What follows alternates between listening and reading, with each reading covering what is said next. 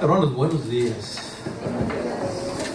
Parece que el calor nos tiene un poquito apachurraditos. Buenos días, hermanos. Buenos días. Bueno, ya parece que vamos a hacer algo. Tomen su celular, hermanos, pónganle en silencio, ni siquiera en vibración para que no nos distraiga. Yo creo que, hermanos, en este momento hemos entrado en adoración. Y nada es más importante en este momento que nuestra adoración hacia nuestro Dios. Amén. Yo les aseguro que si hay una emergencia los van a venir a buscar. Así que no se preocupen por el celular.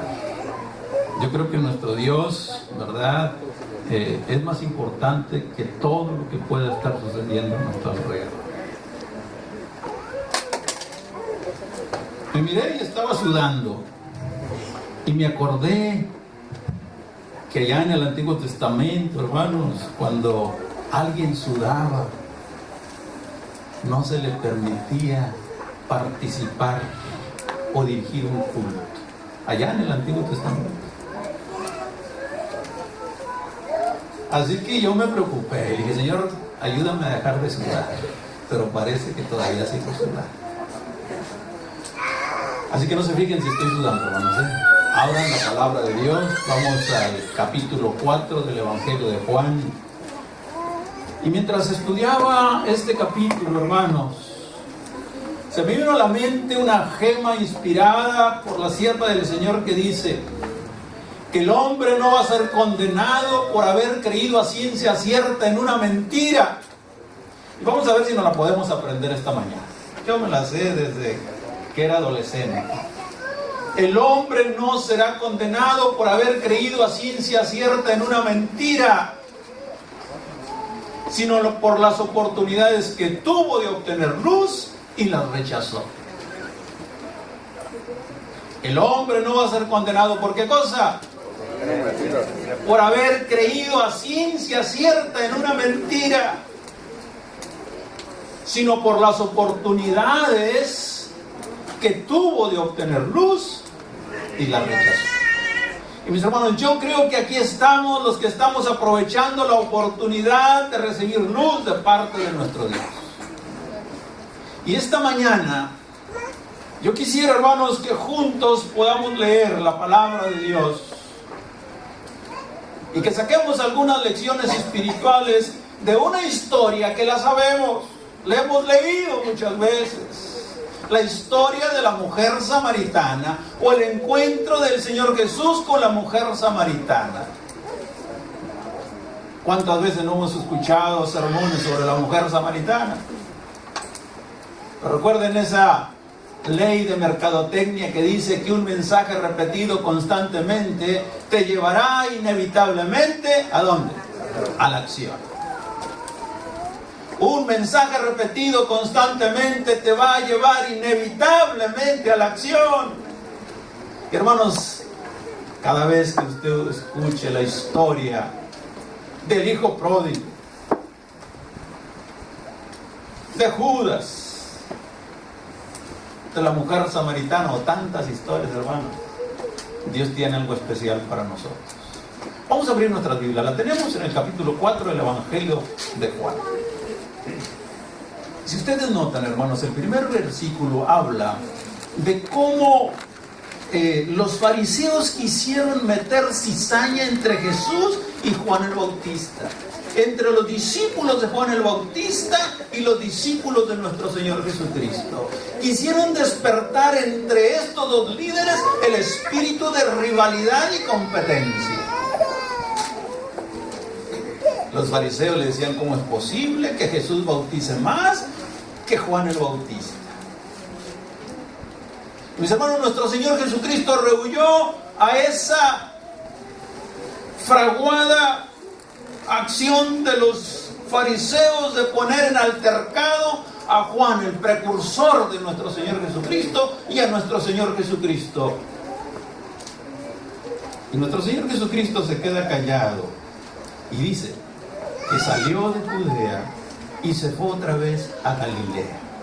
Y entre Judea y Galilea, hermanos, hay un territorio llamado el territorio de los samaritanos.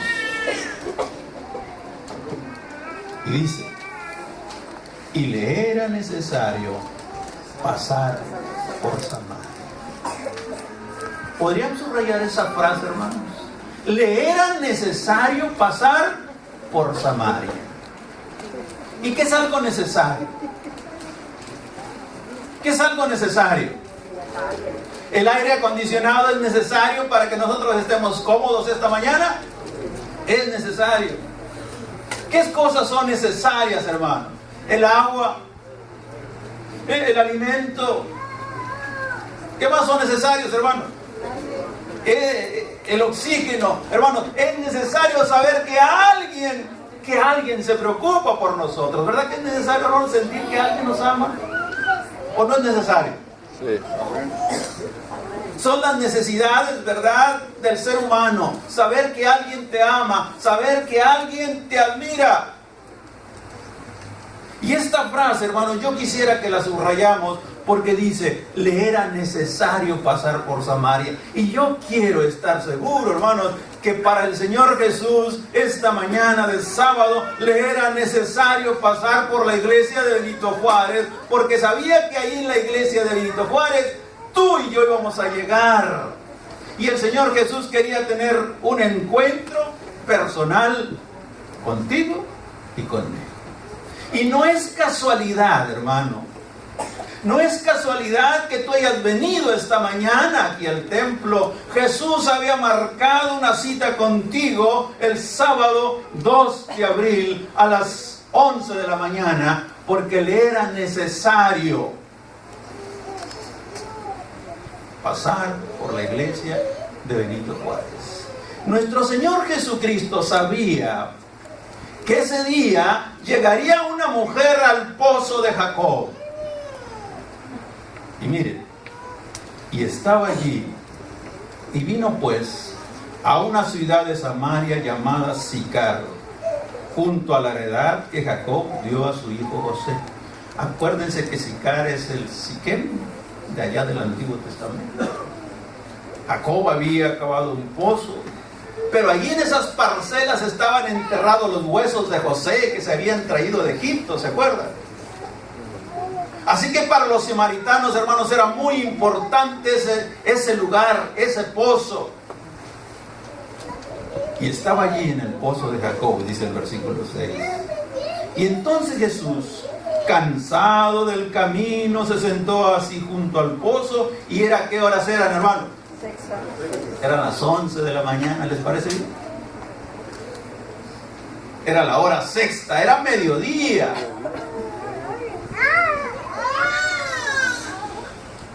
Y vino una mujer de Samaria a sacar agua.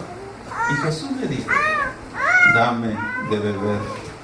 Pues sus discípulos habían ido a la ciudad a comprar pan para comer. Y la mujer samaritana les dijo, ¿cómo tú siendo judío me pides a mí de beber que soy mujer samaritana?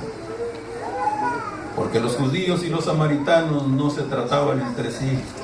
Y Jesús le respondió, si conocieras el don de Dios, ¿y quién es el que te dice, dame de beber? Tú le pedirías y él te daría agua viva.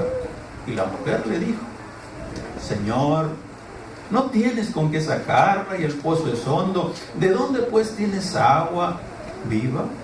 ¿Acaso eres tú mayor que nuestro padre Jacob, que nos dio este pozo del cual bebieron él y sus hijos y sus ganados? Respondiendo Jesús le dijo, cualquiera que bebiere de esta agua volverá a tener sed, mas el que bebiere del agua que yo le daré no tendrá sed jamás, sino que el agua que yo le daré será en él una fuente de agua que salte para vida eterna. Y la mujer le dijo, Señor, dame de esa agua para que no tengas yo sed ni venga aquí a sacarla. Y Jesús le dijo, ve y llama a tu marido y ven acá.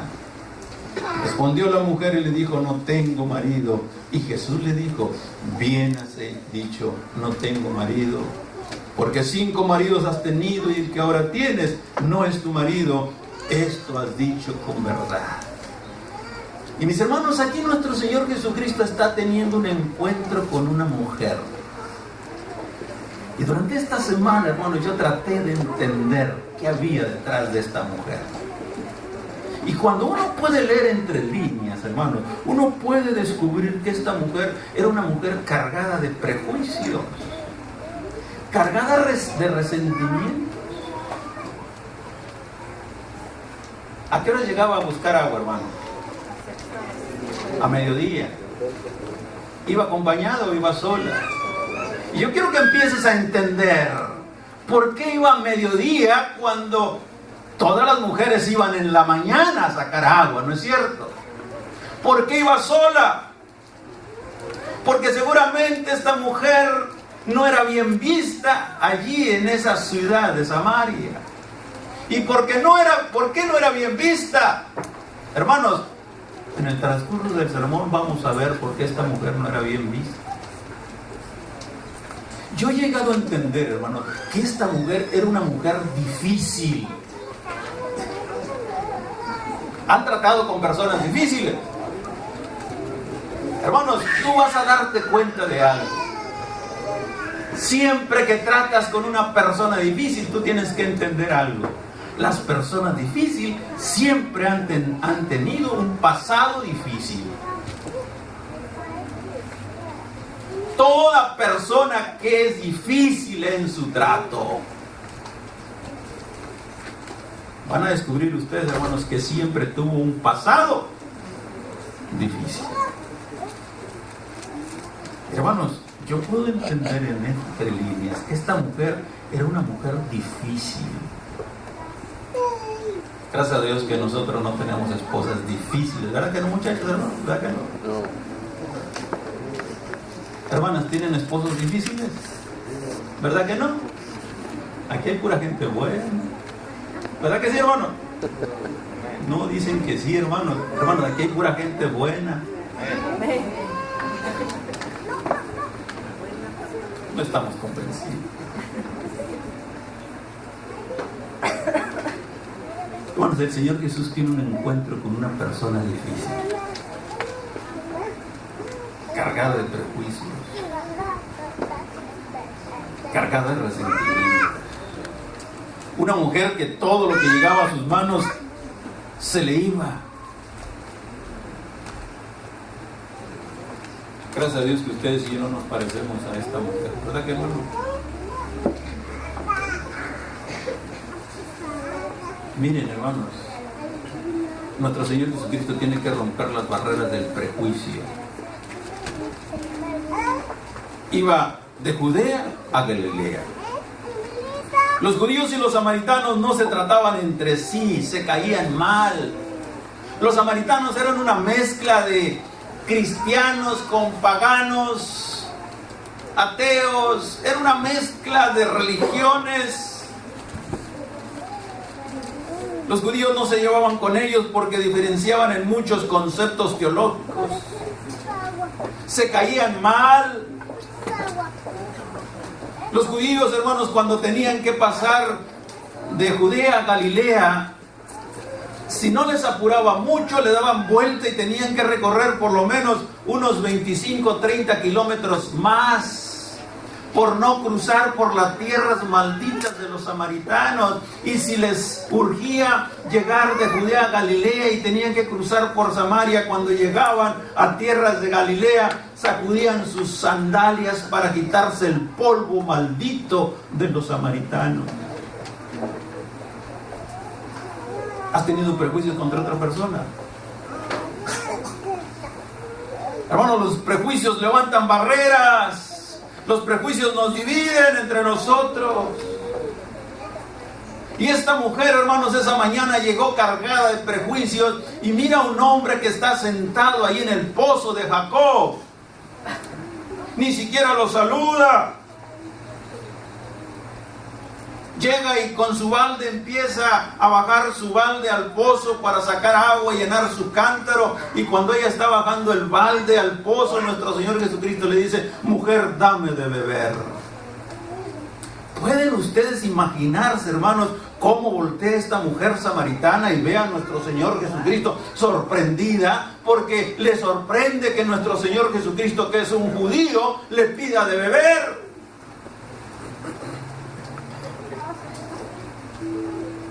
y saca inmediatamente a borbotones, ¿qué cosa, hermano? Sus prejuicios. ¿Cómo es que tú, siendo judío, me pides a mí que te dé de beber si soy samaritana? Y hermanos, los prejuicios levantan barreras entre nosotros. ¿Cuántas barreras no hay, hermanos, entre una religión y otra? ¿Cuántas barreras hay entre un extracto social y otro? ¿Cuántas barreras hay en los matrimonios? Los prejuicios. ¿Han escuchado esa frase? Tú siempre. ¿La han escuchado? Tú nunca. ¿La han escuchado, hermano? Yo lo escucho con los vecinos. ¿Las escuchas? Tú siempre. Nunca recoges esto. Siempre llegas tarde. Siempre llegas malhumorado. ¿La han escuchado? No. Allá, con los vecinos, ¿verdad? ¿Qué hacen los prejuicios, hermano? ¿Qué hacen los prejuicios? Levantan barreras entre una persona y otra. Y aquí vemos a una mujer cargada de prejuicios. ¿Cómo es que tú, siendo judío, me pides a mí de beber que soy samaritana? Y el Señor Jesús, hermanos, el creador de las fuentes de las aguas, capaz de sacar agua de una roca, le pide a una pobre mujer, dame de beber. Y hermanos, yo esta semana me puse a pensar, ¿por qué es el que el Señor Jesús nos pide cosas? ¿Que el Señor Jesús no puede hacer las cosas que nos pide? Y si puede hacerlas, ¿por qué me pide? ¿Te has puesto a pensar por qué el Señor te pide que busques a la gente? Cuando Él puede mandar una legión de ángeles y traer gente para que escuche su palabra. ¿Por qué te usa a ti? ¿O por qué quiere usarte a ti? ¿Y por qué nosotros, como la mujer samaritana, hermanos, ponemos pretextos? ¿Cuáles pretextos ponemos, hermano? Mucho calor, mucho frío, no tengo tiempo, se gasta la gasolina, está muy lejos, pastor predica muy largo. Prejuicios, ¿no es cierto? Cuando el Señor Jesús nos pide algo, hermanos, a veces reaccionamos como la mujer samaritana.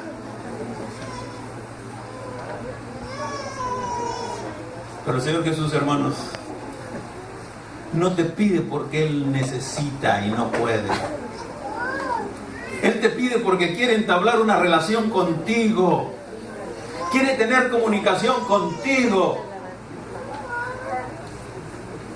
El Señor Jesús, hermanos, le dice a la mujer samaritana, si conocieras el don de Dios, ¿y quién es el que te dice, dame de beber?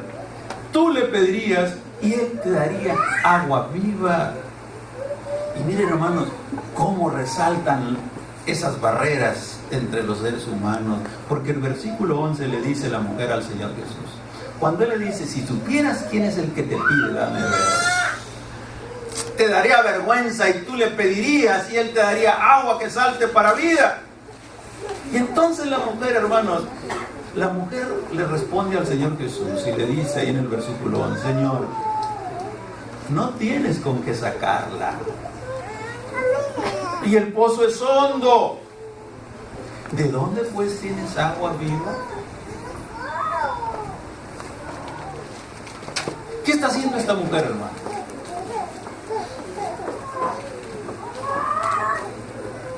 Cuando el Señor Jesús le ofrece agua, esta mujer le dice, mujer, si tú supieras quién es el que te pide, dame de beber, tú le ofrecerías y Él te daría agua viva. Y la mujer reacciona incrédula y le dice, Señor, no tienes con qué sacarla. ¿No nos pasará lo mismo, hermanos, ante una circunstancia que cuando el Señor Jesús nos ofrece alivio, que cuando el Señor Jesús nos ofrece esperanza en un mundo lleno de crisis, nosotros podríamos reaccionar también como la mujer samaritana.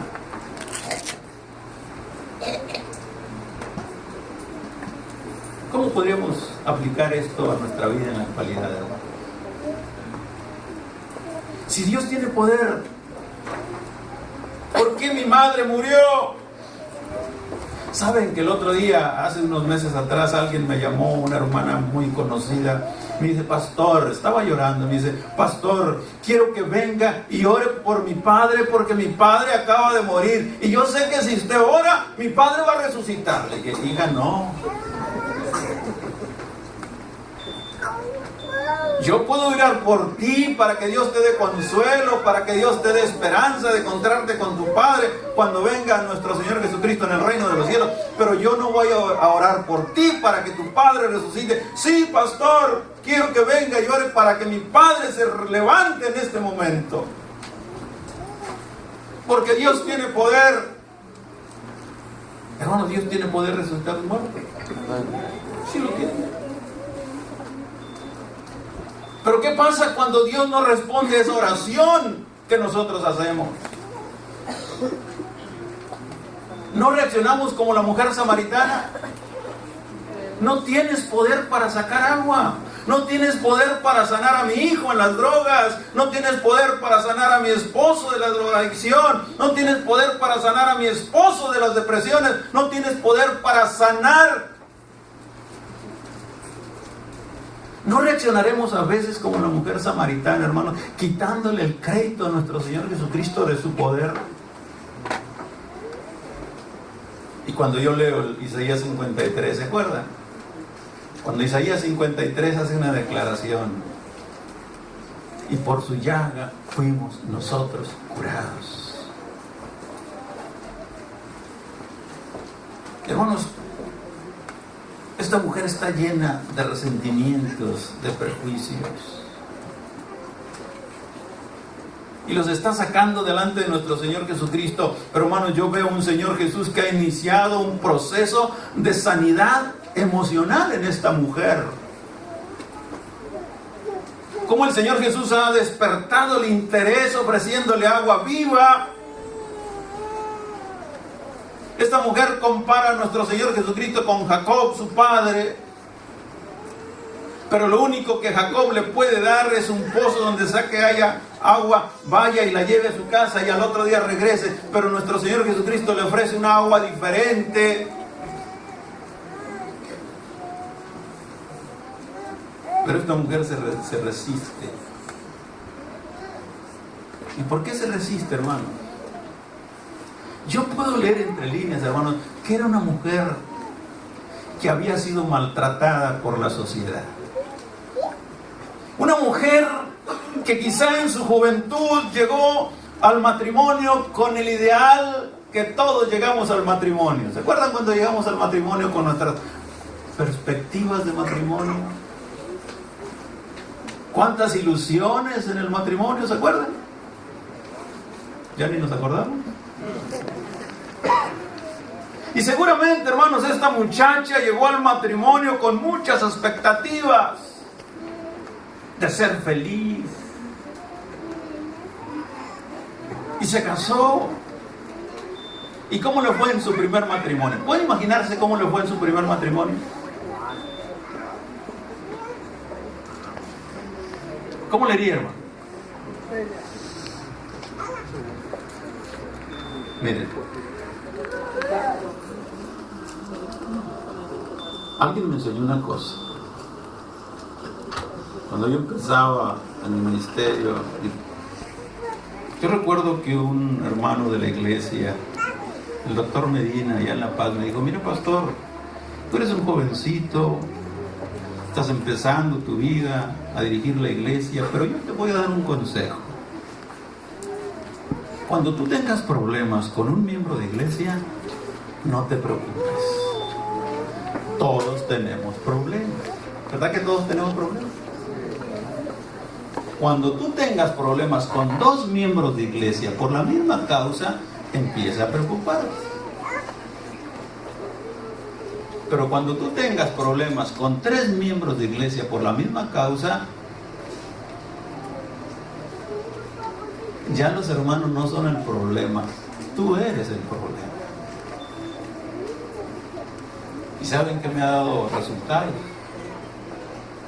Cuando yo veo que tengo problemas con 2 hermanos por la misma causa, digo, yo estoy siendo el problema, así que debo cambiar de actitud. Sería muy necio esperar que 3 miembros de la iglesia tuvieran problemas conmigo por la misma causa.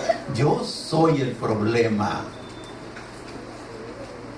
Mis hermanos, esta mujer tuvo problemas en su primer matrimonio. Tuvo problemas en su segundo matrimonio. Tuvo problemas en su tercer matrimonio. Y ya empezamos a sospechar de esta mujer, ¿no es cierto? ¿Quién sería el problema en la vida matrimonial de esta mujer? ¿Quién sería el problema? ¿Ella? ¿O los que se casaban con ella? ¿Quién sería el problema, no?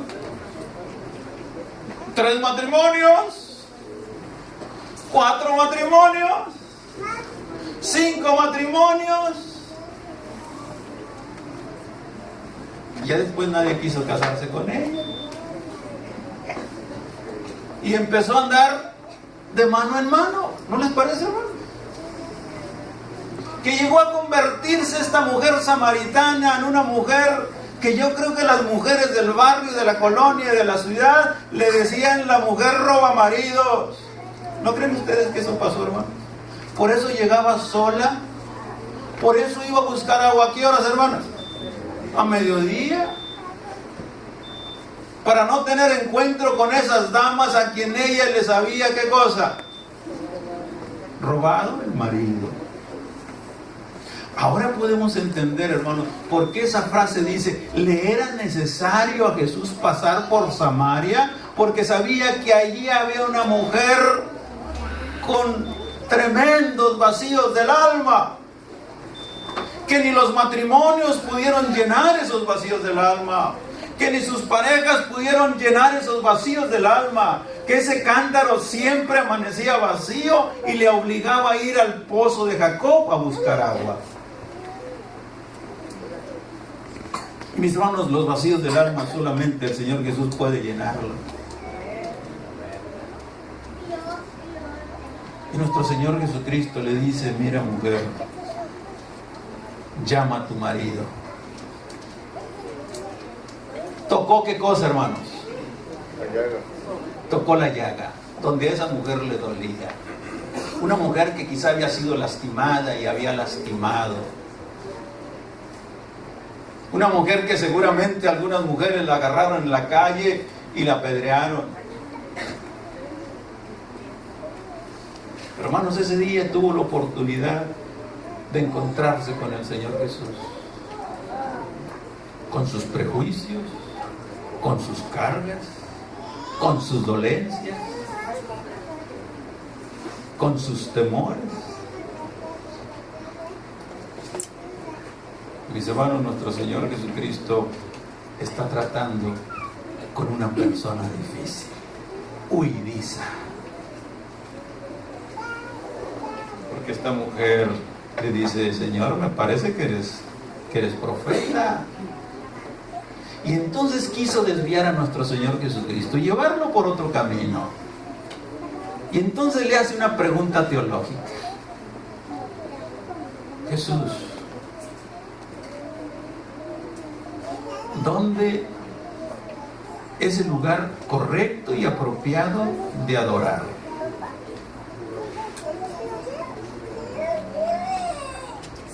¿Dónde es el lugar apropiado para adorar?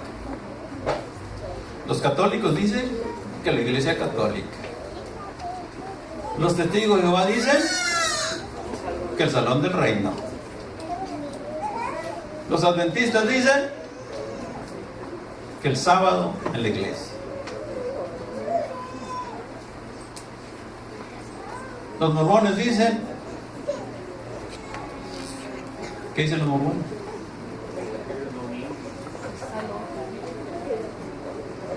Los de la luz del mundo en Guadalajara.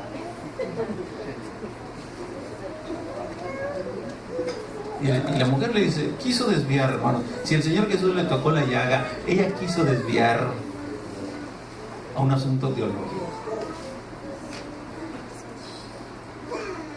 Disípame la duda, profeta.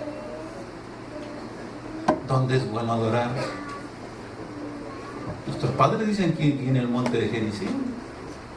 Los judíos dicen que en Jerusalén.